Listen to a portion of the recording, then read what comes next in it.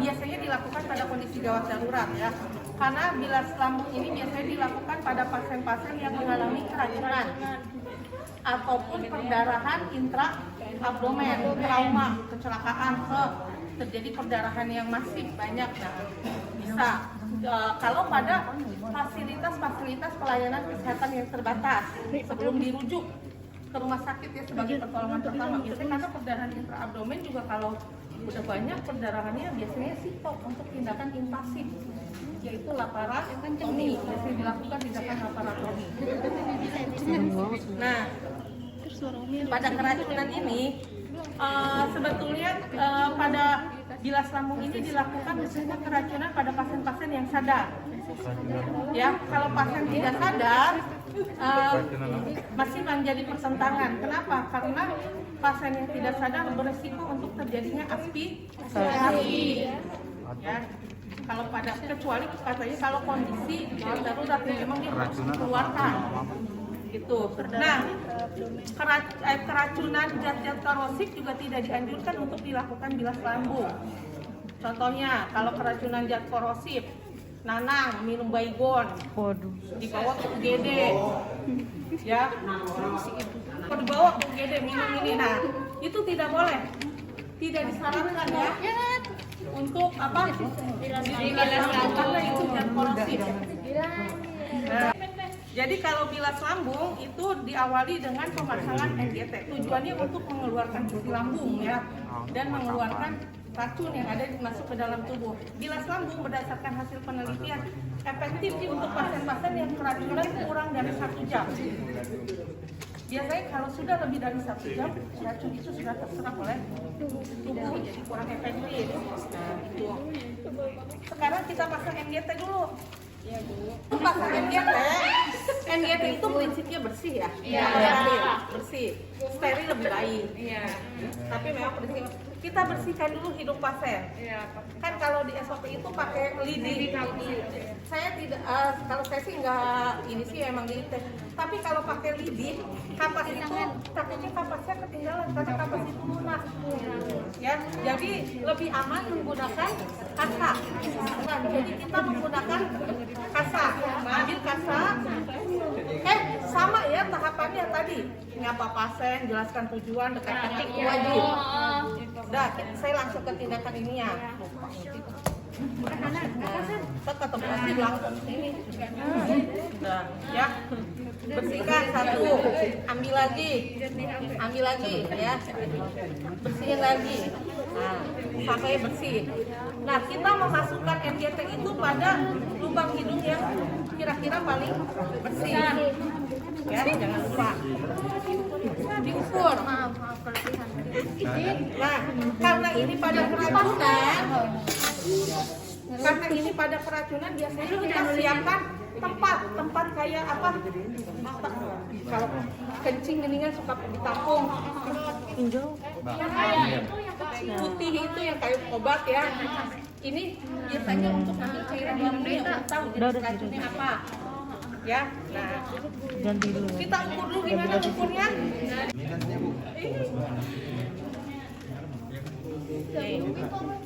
Sini, terus kita tanahin yang dari sini sampai ke epigastrium.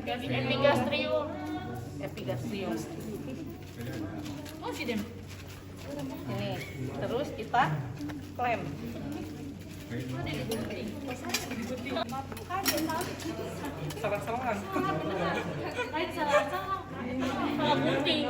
ini deh.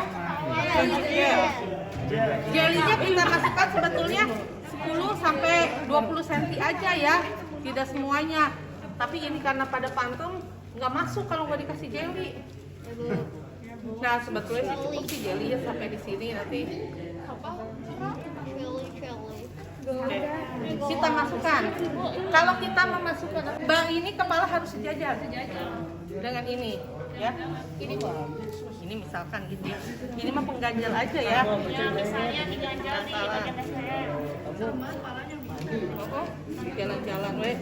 Kita pasang.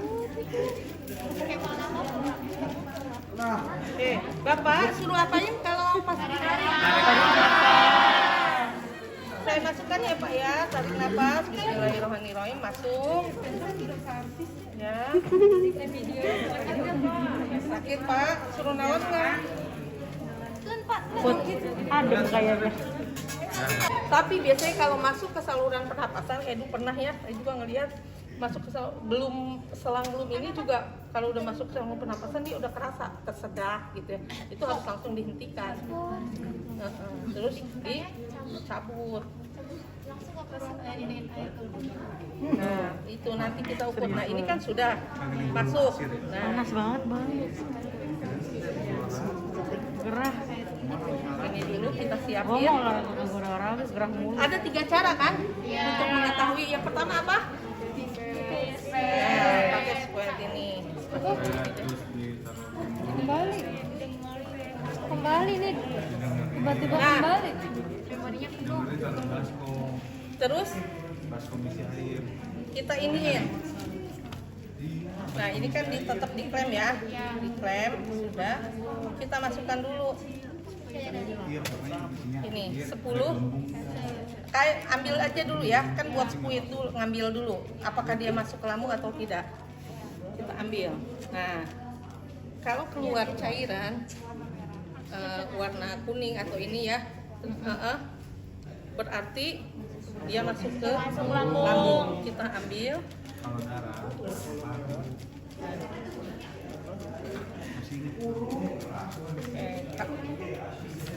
Terus kita masukkan ke tadi wadah tadi ya.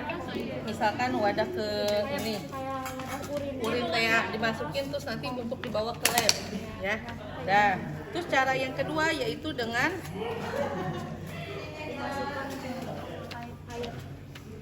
kita pakai stetoskop. Terus kita di lambung, taruh stetoskopnya di lambung, ya, di lambung. Ini kita, ini ya kita tarik dulu 10 ya, 10 dulu siapin terus kita dengerin langsung. Kalau ada bunyi berarti ke lambung. Cara yang ketiga yaitu dengan kom berisi air. Masukin. Kalau gembung ada udara berarti ke pernapasan. Kalau tidak ada lambung. Oke, selesai untuk NGT-nya. Lalu kita fiksasi. Terus kita apa? Lakukan bilas lambung. Kita minta pasien miring ke kanan atau ke kiri. Piringkan pasien sini. Ke kiri, Pak, miring ya Pak ya. Ya, kepalanya aja.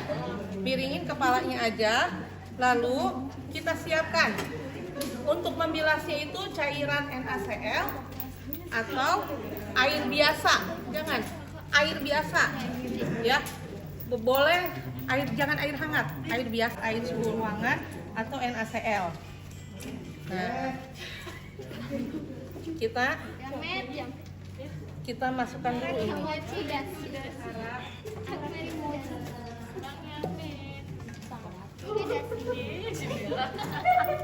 Ya, tekuk dulu, masukkan air atau NaCl.